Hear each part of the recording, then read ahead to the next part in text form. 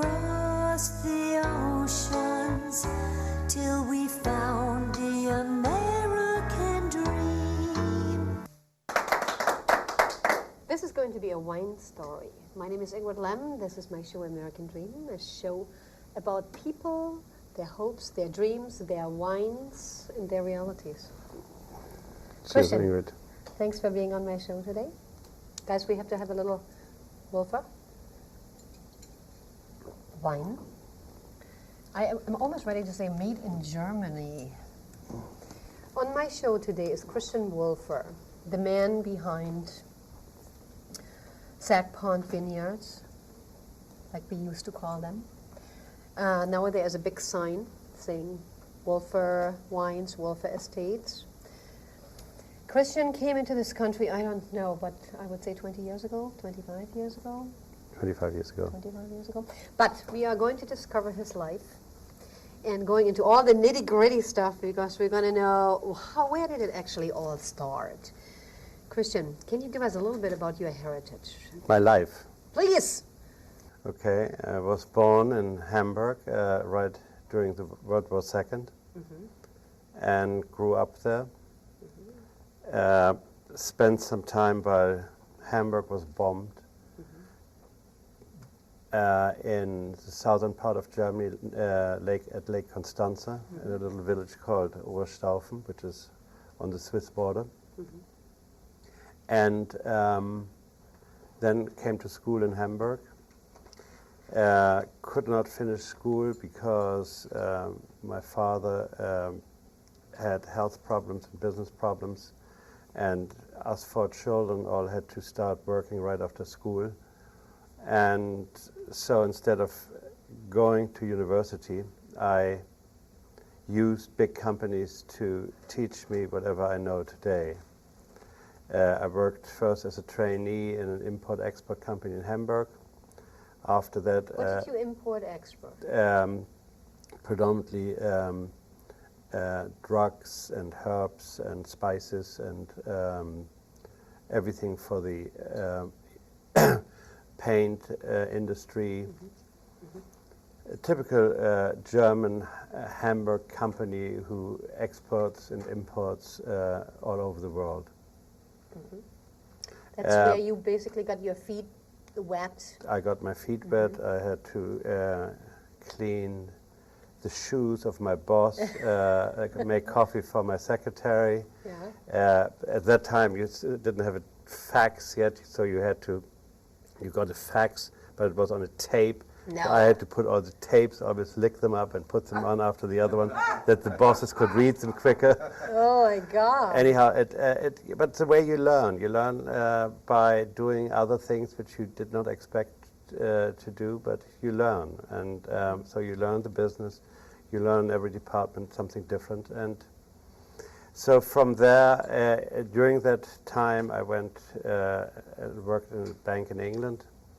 And then, sort of, when I was 19, 20, my Sturm und Drang started, meaning that I wanted to get out of Germany and wanted to do something else. So I asked my parents, where can I go? And my sister, just having come back from Latin America, said, my brother, why don't you go to Mexico? It's a great country. And so I went to Mexico. My parents organized a job there as a trainee at a big German chemical company called BASF. So I worked there for 3 years, and I still... Did you speak Spanish? No, but you learn it in the street, and you have to learn it because my salary at that time, you're going back to 1958, was the first month was, I have to get it back, $60 for the month. Then the second year was $75, and the last year was $120 per month, and of which I had to pay everything, living, eating, transportation. So I What live. did you eat those years, those days? Well, what you basically eat, you eat tortillas, beans, and little chili for because vitamins. that's all what you can afford. That's all you can afford. You ride on a bus. You live in a little room which you rented from a Mexican family. And then you had to do night jobs and cleaning tables and doing sort of service So work. basically, you were tired all the time because you had to work I was during the never day? tired because I was had always fun in my life, and I was I always partied until 5 o'clock in the morning, and I had never slept. I had a great time. You didn't need to sleep, so that means you always had those blue eyes, is that right? I think they don't change. Oh, okay. Okay. So, from there, Christian. Well, then I was quite successful in my job, and I was sent back by... Now, we're talking banking. You were quite No, successful? this was BASF. It was Okay. a chemical. Chemical. I was in the sales department. I was quite successful, and they sent me back for a whole... to the mother company in Germany, in Ludwigshafen, and Which is northern Germany? which is southern Germany. It's south of Cologne, near to Mannheim, Okay. south of Frankfurt. And I was there for 5-6 months, and basically living under similar conditions like I lived in Mexico, except if you work for a company where I was, I think, on the payroll, like number 48,754. Yeah. Everybody works in this entire village for the same company. You smell the company day and night. You see the company day and night from everywhere where you are. And it was not my deal. So I left, and a friend of mine brought me to Munich to do a trainee time with the Munich Reinsurance, the largest reinsurance company in the world. And I was there for 2 or 3 years, and then they sent me again to Latin America and first to Mexico. I did that for a while, and I was working for my best friend. And after a while, it was too boring. So I thought I know enough, and I met a very good friend of mine who unfortunately passed away 10 years ago, a white Russian by the name of Boris Orenchuk, who had a company importing equipment for the printing and paper producing industry. And he was located at that time in Mexico, Brazil, Argentina.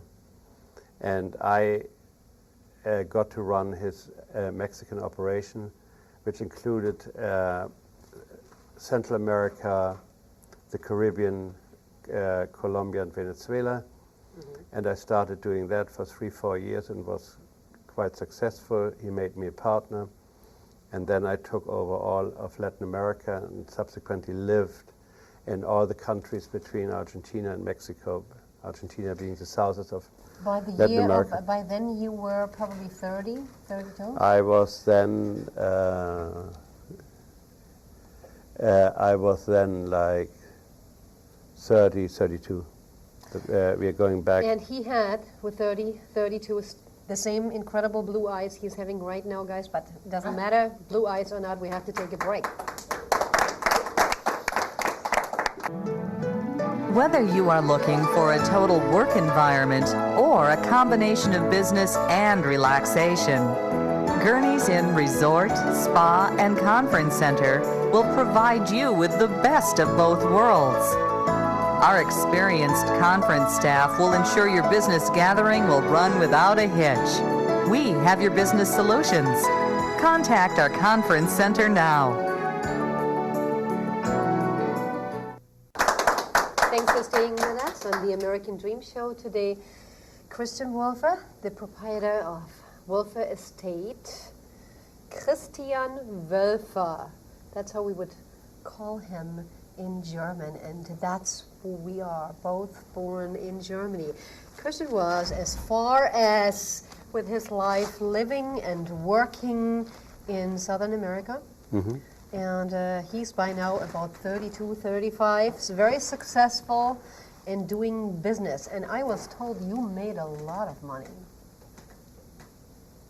No, it's all relative, as we all know. Yeah. There are people who make money, they climb a palm tree and fall down rich, and there are others that fall down dead and are dead. So I made it gradually. Made it all myself, and I didn't start with any capital. My father gave me at age 19 $50. That was and it. was the last money I ever received from anybody in the family. So I think rich is also something which is not necessarily monetarily. It can be in many ways. You can be rich. I agree. And I think of myself, I'm rich to be healthy, to be, people say fun, to be at least well educated. I don't think I'm very intelligent, but I think I have common sense and know my way around. Yeah. Let's put it that way. Well, he is certainly a little cynical, which with a certain amount of cynicism, and nothing wrong with that. Some might call it, he's fun. Question, I just gave it to you. Christian Wölffer. Now we know you had to travel around the world, work around the world, to find paradise many years later, 20, 25 years ago. What brought you actually to the Hamptons? Were you looking for something? As I told you, I was brought up in Hamburg, Germany, which is surrounded by water, by the North Sea and East Sea. And as kids, we spent a lot of time on the ocean.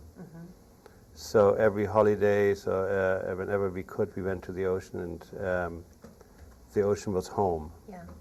And when I came to New York from prior to living in Canada, in Montreal, Toronto, and Vancouver, where I built indoor tennis and squash centers, I came to New York, and pretty quickly in New York I found out that where you have to go on the weekends, which were the Hamptons, and knowing quite a lot of people at that time already, I came out here and decided that I'm now at an age, and 30s, that you cannot invite yourself anymore to friends. You have to have your own place. They get sick and tired of you. You have to start Or vice finally building versa, your home. whatever. Yes. Anyhow, so in 1978, 79, I moved from Montreal to Manhattan. And at that time, from indoor tennis and squash centers, I moved into real estate and venture capital, and had an office on Park Avenue and 57th Street, 485 Park Avenue.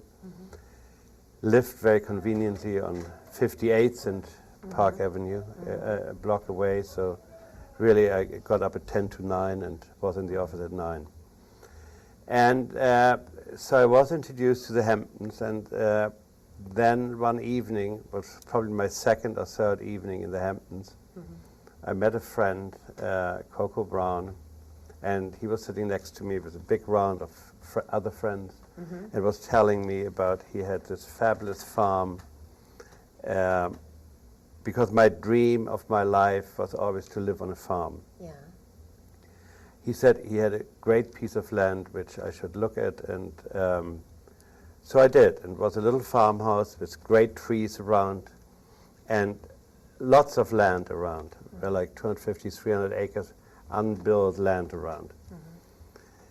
So without seeing any other property, without having no money, I told him that I would like to buy his property. I would have done this. This sounds like me.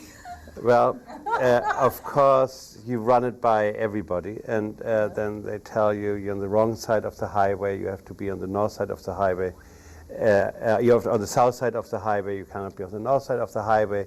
You're by the railroad tracks, there will be building a highway there, and everybody had something else to say. So I bought this little farmhouse with beautiful trees around, with 14 acres of land, which all I could afford, $167,000. Can you believe it? He gave me prime Hamptons. he took a mortgage back for $150,000, so I had to come up with $17,000, which I borrowed from 3 friends, and I had myself $2,000, so that was $167,000. And so I built a tennis court, I built a swimming pool, I built out all my barns as guest houses, and so little by little I bought more land, and Did it you got start bigger. planting grapes? Well, it comes to the story Okay. eventually. So I started building vegetables and fruit and had an orchard. And What then kind of orchard? apples, Apples? cherries, peaches, pears. What else do we have? Everything. Everything. Plums. All berries. Gooseberries, red currants, strawberries, blueberries, whatever berries. Anyhow, so, He grew it. and then I said, I have more land, what do I do? So I built a little stable, because in the meantime I got married to an English lady, and our first child was announced, so we built a little stable for 8 horses. And I had to learn riding, which I knew from Mexico, but it's different riding. This was English riding, and I learned Texan riding, where you sit like in the saddle is like a chair, and very comfortable. But English riding is different. And then, as I said, I got more land, bought more land, always highly mortgaged. And often I could not meet my other payments, but somehow, you know, in life, when you're young, Get by. there are no walls, you go forward, which I did. And so I started building a nursery, 16-acre nursery. In 87, hit by a storm, I think it was Grace, and the storm destroyed the nursery, totally left a big layer of salt over it. It didn't rain afterwards, and that was the end of the nursery. I meet a guy skiing in Austria, Alan Stillman, owner of restaurants like the Ocean Club, Yo-Yo, Smith & Wollensky. Today, I think, like 30 restaurants throughout the country. And he celebrated his wife's birthday in Zürs at the Arlberg, and we were skiing there with him, with my 2 older children. And at his wife's birthday, he served a wine coming from Bridgehampton, from grapes planted right behind the dunes. And I said, but that guy I can do better, because we have to have better soil, and we probably can do it better. So I said, since I lost my nursery, why don't I start with wine? Which was a right and a wrong decision. A right decision because it was a dream of mine, so it was of my father. And so more of my father, but I always thought about that dream, and then when I had the opportunity, I did it.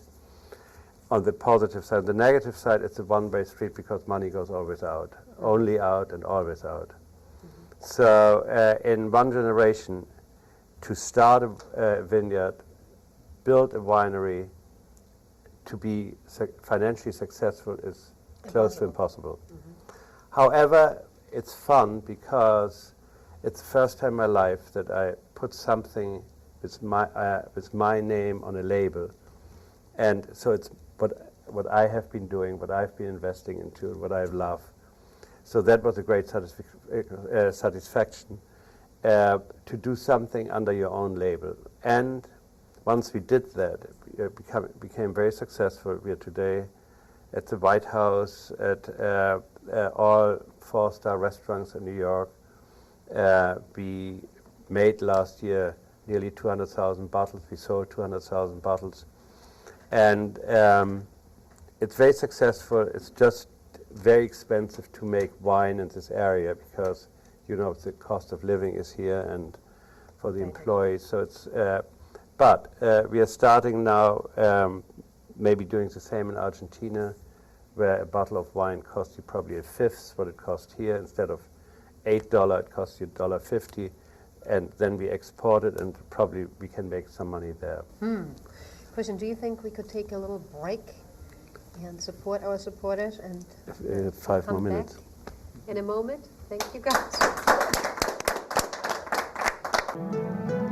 Whether you are looking for a total work environment or a combination of business and relaxation, Gurney's Inn Resort, Spa, and Conference Center will provide you with the best of both worlds. Our experienced conference staff will ensure your business gathering will run without a hitch. We have your business solutions. Contact our conference center now.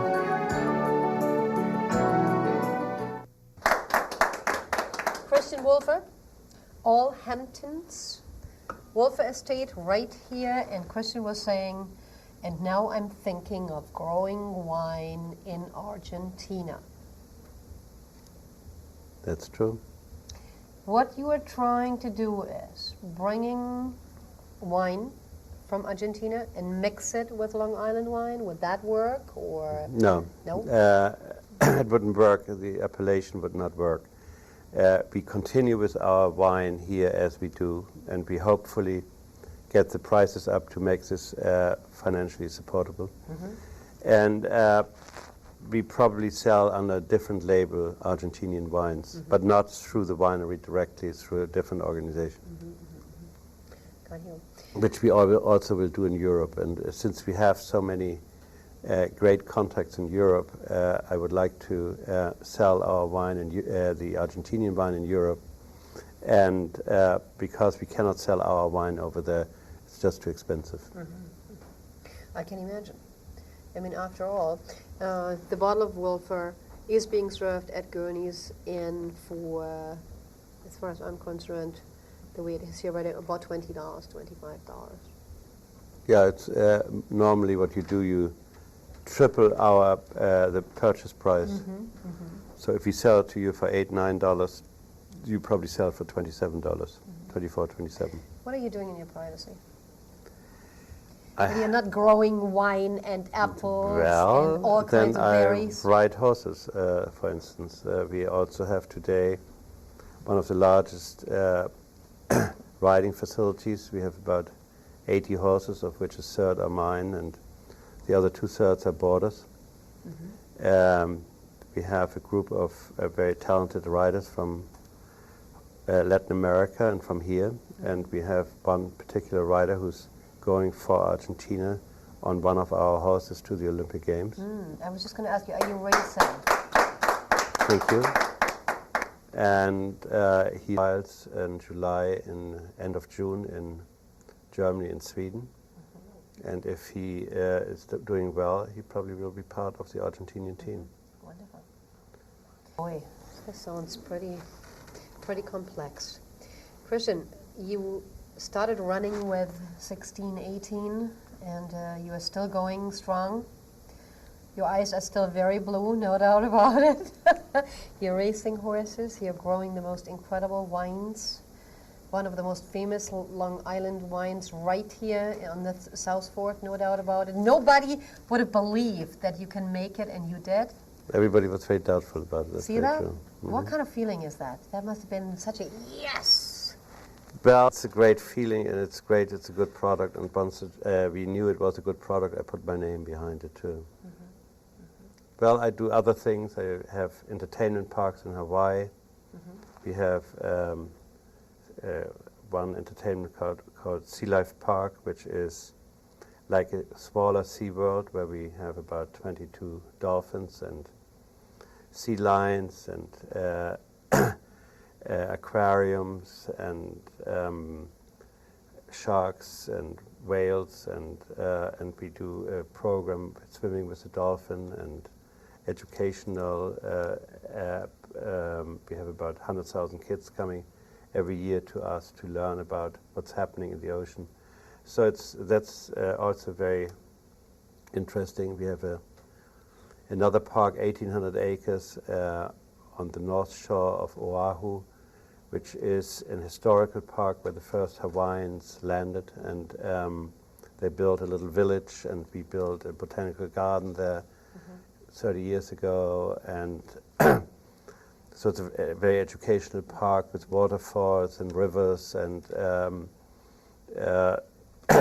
they do all kinds of Hawaiian crafts work, music, etc. So I do different things in different parts of the world. I can tell. And he certainly does them well. And if this is not an American dream life, guys, what is? Christian, thanks for being on my show. Thank you very much.